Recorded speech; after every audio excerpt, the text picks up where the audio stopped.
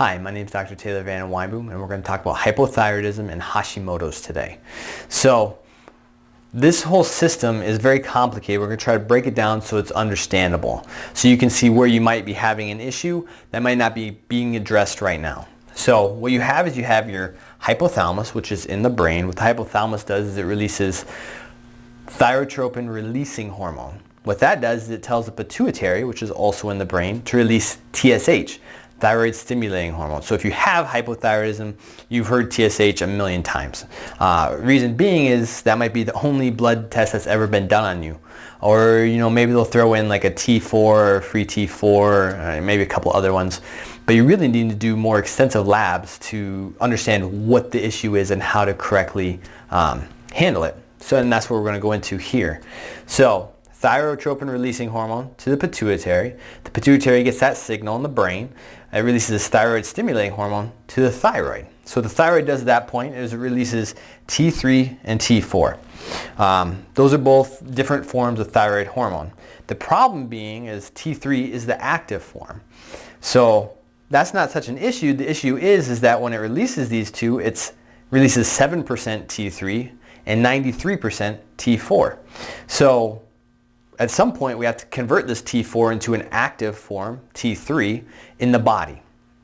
So T3 and T4 do, they jump on what's called thyroid binding globulin. And what thyroid binding globulin does is it takes T3 and T4 to different areas of the body. So without these, the T3 and T4 won't go anywhere. So the active hormone goes into the body and works like it's supposed to. What it does here is the body takes the thyroid binding globulin, puts it on the T4 goes to the liver. So in the liver, of that 93%, what your body does is it converts 60% of that into T3, the active form. It also converts 20% of that 93 into reverse T3. The reason being is you have too much T3 in your system, it'll actually kill you. So it's kind of a safety mechanism your body sets in place. And it takes that reverse T3 back up to the thyroid to be broken down. And then it also converts T4 into a form that can be converted in the gut into T3. So it does 60% T3, 20% reverse T3, and 20% of this other form that goes to the gut that can be then converted into T3 as well. So when you get these free T3s, when you get T3, it jumps on thyroid binding globulin and your body takes it where it's supposed to go. So at that point you have free T4 and free T3. What they do is they enter through the cell, they go across the cell membrane, and they actually hook onto the DNA. So what thyroid hormone does is it turns on genes and it turns off genes. So it does really, that's super important. So if you have a thyroid issue, what it's doing to you genetically is huge. Maybe not in the short term, but in the long term, absolutely. So we have all these different things. So we're going to go over 6 different issues that you could be having causing you to have hypothyroid or Hashimoto's symptomatology, even though, let's say, your blood work looks normal. Of these 6 different areas, they can be broken down into 22 subcategories. So it gets really complicated, but we're just going to touch on some of these, and we'll cover more of the other stuff in later videos, or you can watch all this information on my long thyroid video. So the first issue that you could have is primary pituitary with secondary thyroid. So that means that there's an issue somewhere between the communication of the hypothalamus and the pituitary and releasing their hormones. Now, these are dependent on dopamine and serotonin to work correctly. So you could be having a dopamine or serotonin issue, which is causing a thyroid issue. The next one would be primary thyroidism or hypothyroidism. So that means it's an issue with your thyroid itself, where maybe your T4, like your Synthroid, or a combo like Armor T4 T3 might actually work all right for you because that's where your issue is. But as you'll see, that's one of the 6 main issues and very small of the 22 subcategories. The third being it could be a conversion issue. So if you can't convert T4 to T3, either in the liver or the gut, guess what? You're going to have an issue because you won't have as much T3 like you're supposed to, the actual active hormone.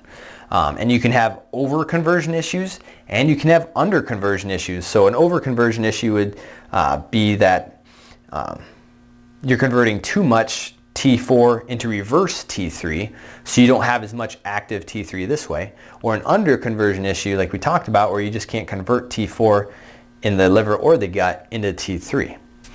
Another issue you could have is on the thyroid binding globulin itself.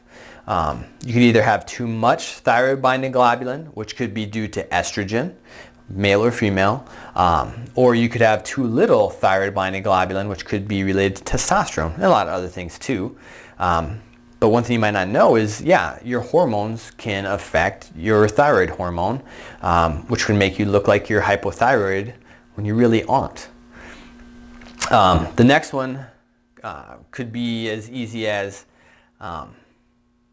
a receptor site issue. So that'd be on the actual receptor site on the DNA itself. And those can be really three primary issues that can be broken down further as well. That could be cytokines, it could be stressors, and it could be cortisol. So we've talked about in other videos about cortisol and how that's a stress hormone released by the adrenal gland. So you could have a hypothyroidism because of your adrenal gland. And the last one that we'll talk about, the 6 main categories, is DNA problems. So there's an actual problem with the DNA that's causing you to have thyroid issues. So things that we're talking about there are methyl groups, and we've talked about methyl groups in the past as well. Methyl groups, as far as like the MTHFR gene, like we talked about, things that'll decrease or deplete methyl groups would be birth control, antacids, diabetes medication, antidepressants. So all these things could be a reason why your lab tests are normal, but you still feel like you're hypothyroid. And let's just look at Hashimoto's. If you're Hashimoto's, that's an autoimmune issue. So that's not so much, you could have stuff going on through here as well, absolutely, but that's an autoimmune issue. Your autoimmune issue needs to be supported so you have less thyroid issue. We could go on for days with that. So there's a lot of different things that can play into why you have hypothyroidism or the Hashimoto's. So what they found, and this is, lab studies, all that kind of stuff, is if you have hypothyroidism, 90% of hypothyroid patients are autoimmune. So if you have hypothyroidism, you should probably automatically be treated as an autoimmune patient.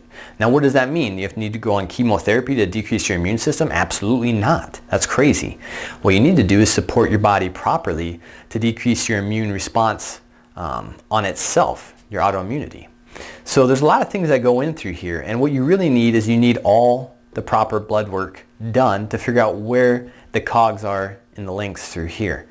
So, like I say, you probably just have had TSH or maybe T4 or free T4 or maybe a T3 added in there to make you feel special. But you really need to do all tests to figure out what the actual issue is and then how to take care of it. So that'd be TSH, that'd be free thyroxine index, total T4, free T4, T3 uptake, free T3, reverse T3, and the thyroid antibodies, which would be TPO, which is straight on the thyroid itself, or the thyroid binding globulin like we talked about before. So this is just a taste of how complicated the thyroid can get. Like I say, if it's a conversion issue in, say, the liver, what's the medical model's, a therapy for that? They don't really have one because there isn't a medication for it. It's supporting the liver like it's supposed to detox, to pull that stuff out. It could be a diabetic issue because you have too much glycogen stored up in that liver. So we need to take care of that. We'll talk about all that stuff more in depth later. What I want you to know is there is hope. There are things that can be done. And this is the information that you need to know so you can make a change for yourself. My name is Dr. Taylor, and I hope you enjoyed this video and you'll keep watching.